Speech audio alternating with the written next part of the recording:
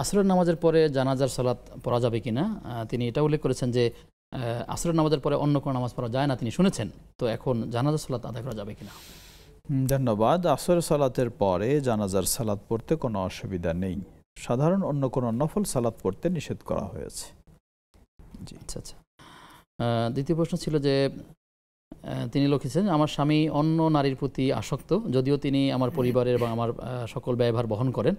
তো এই সকল ক্ষেত্রে আমি অনেক ক্ষেত্রে চুপ থাকি। তো আমার ক্ষেত্রে কী করণীয়, আমার গুনাহ হবে কিনা?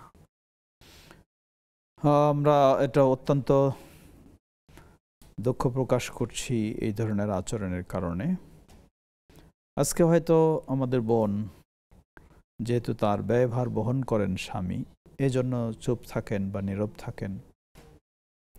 কিন্তু আল্লাহ না করুক, হতে পারে ইবলিস তাকে এই অপকর্মে এমনভাবে জড়িয়ে দেবে যার ফলে একদিন আপনার স্বামী আপনাকে দেখতে পারবে না, আপনাকে পছন্দ করবে না, আপনাকে ঘরে থাকতে দেবে না, আপনার জন্য ব্যয়ভার বহন করাও বন্ধ করে দেবে।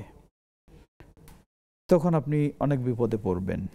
তো এই জন্য আমরা বলবো, প্রথম আপনি আল্লাহর কাছে তার হেদায়েতের জন্য দোয়া করুন।